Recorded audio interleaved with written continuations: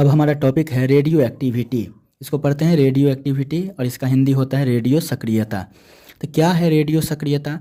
तो radio activity जो है एक फेनोमेनन है, एक घटना है जो किससे होता है? रेडियो एक्टिव एलिमेंट से होता है। तो पहले देख लेते हैं रेडियो एक्टिविटी। देखिए, there are certain elements which emit radiation on their own. There are certain elements यानी कि कुछ निश्चित तत्व होते हैं, कुछ खास तत्व होते हैं व्हिच इमिट जो उत्सर्जित करते हैं रेडिएशन विकिरणों को ऑन देयर ऑन अपने आप स्वतः। उसके लिए अलग से कुछ ना तो उसे रिएक्शन कराने की जरूरत होती है ना उसे हीट करने की जरूरत होती है, यानी कुछ भी नहीं, अपने आप कुछ रेडिएशन को, कुछ विकिरणों को वह रेडिएट करता है यानी इमिट करता है, उत्सर्जित करता है। इस तरह के एलिमेंट क्या कहलाते हैं? रेडियो एक्टिव एलिमेंट कहलाते हैं। एंड दिस फेनोमेनन यह घटना इज कॉल्ड कहलाती है रेडियो एक्टिविटी, रेडियो सक्रियता।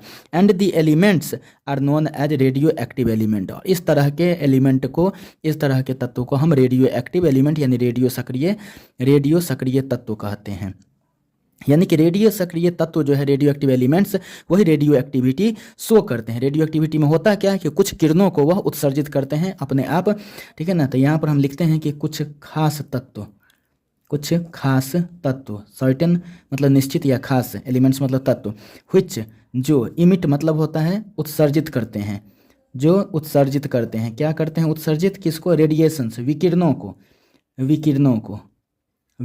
को ऑन देयर ऑन अपने आप यानी स्वतः, अपने आप विकिरणों को उत्सर्जित करते हैं जो तत्व, ठीक है ना, कुछ खास तत्व जो उत्सर्जित करते हैं विकिरणों को अपने आप यानी कि स्वयं से। This phenomenon is called radio activity. इस तरह के फेनोमेनन, इस तरह की घटना जो है रेडियो एक्टिविटी कहलाती है। And the elements are known as, और ये जो तत्व है आर नोन एज जाने जाते हैं रेडियो एक्टिव एलिमेंट्स, रेडियो सक्रिय तत्व के नाम से। एग्जाम्पल के तौर पर अगर हम बात करते हैं तो ये थोरियम, जिसको TH से दिखाते हैं, यह थोरियम हो गया, यह यूरेनियम हो गया।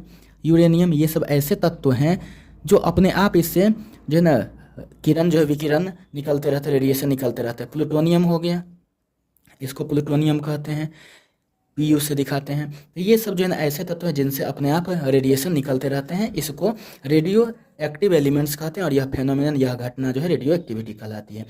अब रेडियो एक्टिविटी वाज डिस्कवर्ड और observed. Radio activity was discovered मतलब खोजा गया, रेडियो एक्टिविटी खोजा गया या प्रेक्षण किया गया। ऑब्जर्व्ड का मतलब क्या? प्रेक्षण किया गया। किसके द्वारा? बाय हेनरी बेकरल के द्वारा। साइंटिस्ट थे हेनरी बेकरल।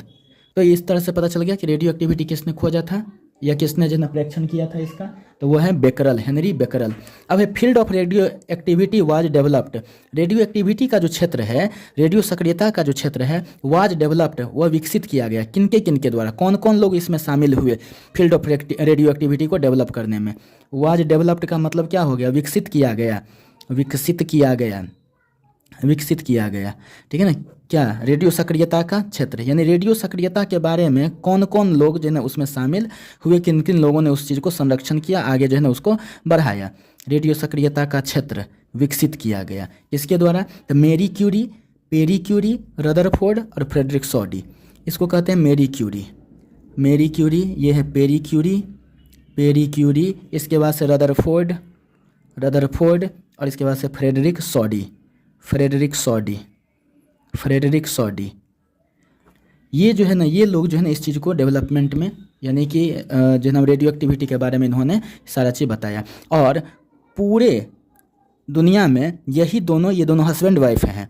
ये मेरी क्यूरी, पेरी क्यूरी जो है ना, ये कपल हैं, ये हस्बैंड वाइफ है। और इन दोनों को मिला हुआ है नोबेल पुरस्कार इन दोनों को मिला हुआ है। और इसलिए यह जीके भी है, जीके का यह क्वेश्चन भी है, ठीक है ना, कि एक ऐसे कपल का नाम बताइए, एक ऐसी दंपति का जिन दोनों को नोबेल प्राइज़ मिला है, तो वह है मेरी क्यूरी और पेरी क्यूरी। इस तरह से ये 4 साइंटिस्ट जो है ना इसमें रेडियो एक्टिविटी के फील्ड के क्षेत्र, उसके फील्ड में जो है ना इन्होंने इसके डेवलपमेंट में योगदान दिया है। अब है 3 kinds of rays are emitted from radioactive elements. अभी पढ़े थे हम लोग कि रेडियो एक्टिव एलिमेंट्स जो है, रेडियो सक्रिय तत्व जो है अपने आप वह जो है ना रेडिएशन छोड़ते रहता है। तो 3 काइंड्स ऑफ रेज, 3 प्रकार की किरणें, 3 प्रकार की किरणें जो है ना आर इमिटेड, उत्सर्जित होते हैं। 3 प्रकार की किरणें उत्सर्जित होती हैं, कहाँ से? From radioactive elements, radio सक्रिय तत्व से 3 प्रकार की किरणें उत्सर्जित होती है। दिज रेज आर, ये किरणें हैं क्या क्या? Alpha rays, beta rays, gamma rays. इसको कहते हैं अल्फ़ा। इसको क्या पढ़ते हैं? अल्फ़ा। ये है बीटा, लिखते हैं इसको BETA, बेटा लिखते हैं लेकिन पढ़ते हैं बीटा। इसको कहते हैं गामा, इसको कहते हैं गामा। गामा। तो इस तरह से ये 3 रेज हैं जो रेडियो एक्टिव एलिमेंट्स जो है इस 3 किरणों को उत्सर्जित करते हैं। पहला अल्फा पार्टिकल। अब देखते हैं अल्फा पार्टिकल क्या है। तो यह है डबली चार्ज हीलियम आयन। डबली चार्ज मतलब द्विआवेशित, यानी इस पर जो है ना आवेश +2 होता है, ठीक है ना। तो द्विआवेशित हीलियम आयन जो है, द्विआवेशित हीलियम आयन क्या कहलाते हैं? अल्फा कण कहलाते हैं। चाहे हीलियम न्यूक्लियाई, न्यूक्लियस का प्लुरल होता है, न्यूक्लियस मतलब नाभिक, न्यूक्लियाई हो गया नाभिक का प्लुरल, यानी कि न्यूक्लियस वर्ड जो हो गया वह न्यूक्लियस क्या हो गया? सिंगुलर हो गया, एक न्यूक्लियस का बोध होगा। लेकिन न्यूक्लियाई जो हो गया, न्यूक्लियाई, इसको न्यूक्लियाई पढ़ते हैं और यह प्लुरल वर्ड है, यह प्लुरल वर्ड है, न्यूक्लियस का प्लुरल है, इसको पढ़ते हैं न्यूक्लियाई, न्यूक्लियाई। ठीक है, तो यहाँ पर हम समझ गए कि helium doubly charged helium ion चाहे helium nuclei are called alpha particles. He++ कहिए चाहे He2+ कहिए, यह अल्फा पार्टिकल है।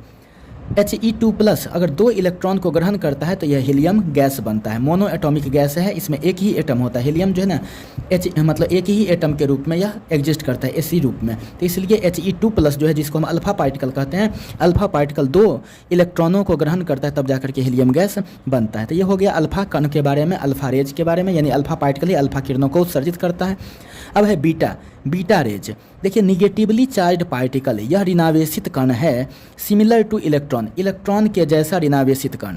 यह क्या है? सिमिलर टू यानी इलेक्ट्रॉन के समान, इलेक्ट्रॉन के समान ऋणावेशित कण है, ऋणावेशित कण, ऋणावेशित कण, इलेक्ट्रॉन के समान ऋणावेशित कण बीटा रेज है। अब है गामा रेज। तो देखिए हाई एनर्जी रेडिएशंस यानी उच्च ऊर्जा वाले, अत्यधिक ऊर्जा वाले विकिरण, लाइक एक्सरे, एक्सरे की तरह, यानी हम लिख सकते हैं इसको कि एक्सरे, जैसे हड्डी सबको जो है ना एक्सरे किया जाता है, ठीक है ना, तो वही है, वही किरण को कहते हैं एक्सरे, यानी एक्सरे की तरह उच्च ऊर्जा वाले विकिरण, उच्च ऊर्जा युक्त विकिरण, यह जो है ना इसका एनर्जी बहुत ज़्यादा होता है, यानी हाई एनर्जी रेडियो ये radiation like X-rays, high energy radiation like X-rays, X-ray की तरह उच्च ऊर्जायुक्त विकिरण।